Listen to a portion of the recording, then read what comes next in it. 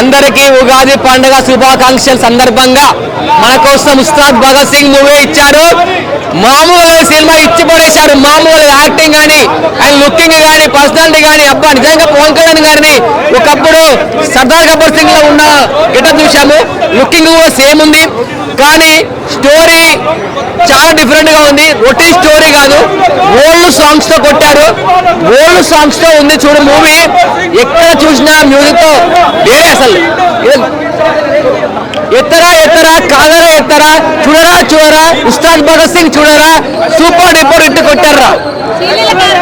Serial character చాలా బాగుంది. ఎంత లుకింగ్ ఎంత బాగుంది అంత బాగుంది. సీరియల్ పక్కన పవన్ కళ్యాణ్ గారి లుకింగ్ అదిరిపోయింది.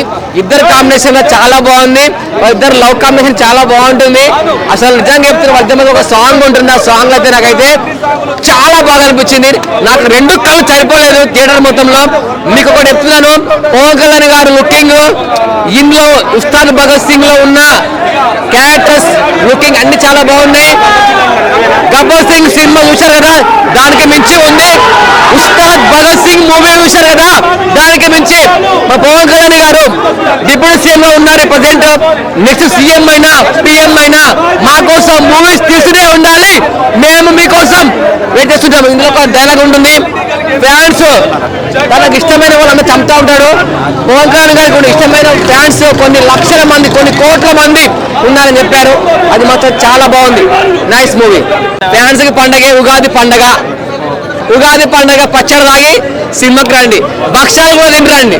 హరీష్ శంకర్ గారు ప్రతి ఒక్క కమర్షియల్ ఎలిమెంట్స్ పెట్టారు. ఫ్యాన్ స్టఫ్ చాలా ఉంది మూవీలో. సాంగ్స్ ఎస్పెషల్లీ తమన్ బీజం అయితే అదిరిపోయింది. ప్రీ ఇంటర్వెల్ నుంచి క్లైమాక్స్ వరకు ప్రతి సీన్ చాలా బాగుంది.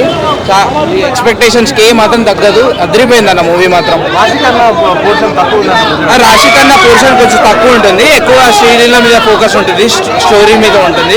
శ్రీలీల పర్ఫార్మెన్స్ కూడా చాలా బాగుంది. సాంగ్స్ అదిరిపోయినాయి, బీజం అదిరిపోయింది, స్టోరీ కూడా చాలా బాగా చేసారు. సో బాగుందండి.